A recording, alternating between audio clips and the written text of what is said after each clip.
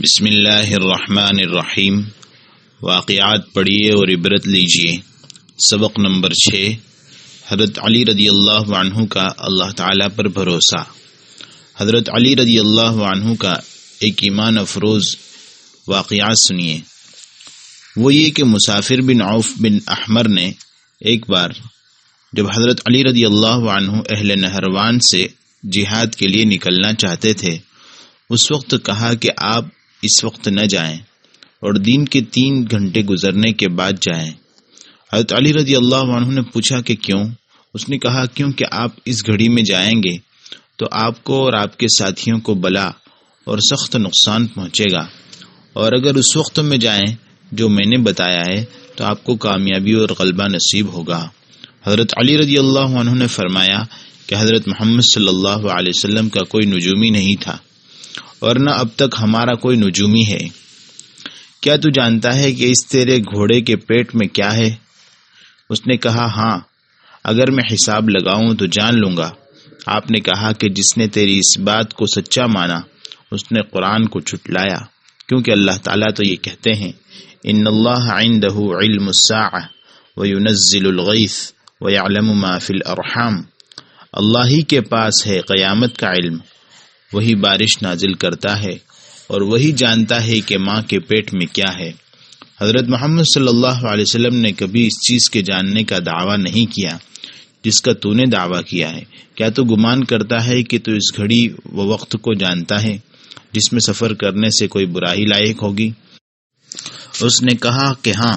آپ نے فرمایا کہ جس نے تیری اس بات کو سچا مانا وہ گویا برائی کے پہنچانے کے بارے میں اللہ تعالیٰ سے بے نیاز ہو گیا، اور اس کے لیے مناسب ہے کہ اللہ کو چھوڑ کر تجھے ہی اپنے معاملے کا متولی بنا دے، کیونکہ تو گمان کرتا ہے کہ تو اس کو اس گھڑی کی جانب ہدایت کر سکتا ہے جس میں سفر کرنے سے وہ برائی سے نجات پا جائے گا۔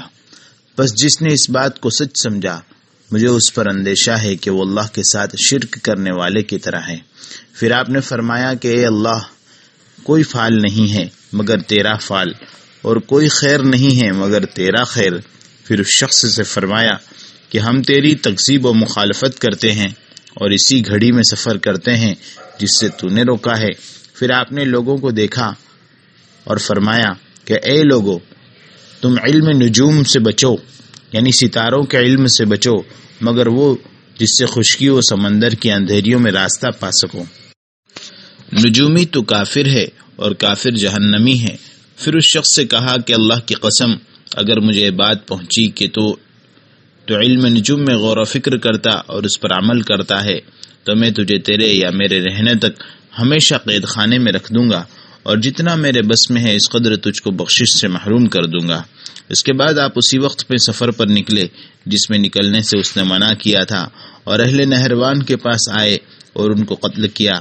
پھر فرمایا کہ اگر ہم اس وقت میں چلتے جس میں چلنے کا اس شخص نے حکم دیا تھا اور فتح اور کامیابی پاتے تو کوئی کہنے والا یہ کہتا کہ یہ اسی وقت میں چلے تھے جس میں چلنے کا نجومی نے حکم دیا تھا۔ حضرت محمد صلی اللہ علیہ وسلم کا کوئی نجومی نہیں تھا اور نہ اب تک ہمارا کوئی نجومی ہے، مگر اللہ نے ہمارے لیے کسرا و قیصر کے شہروں اور دیگر ممالک کو فتح کرا دیا۔ بس تم اللہ پر بھروسہ کرو اور اسی پر توکل اور اعتماد کرو کہ وہی اپنے ماں سوا سے ہمارے لیے کافی ہے۔ یہ ہے اللہ تعالیٰ پر بھروسہ جو انسان کو معرفت خداوندی کے نتیجے میں حاصل ہوتا ہے، جس سے انسان یہ سمجھتا ہے کہ میرا پروردگار میرا حقیقی کام بنانے والا ہے، مجھے اس سلسلے میں کسی فکر کی ضرورت نہیں ہے۔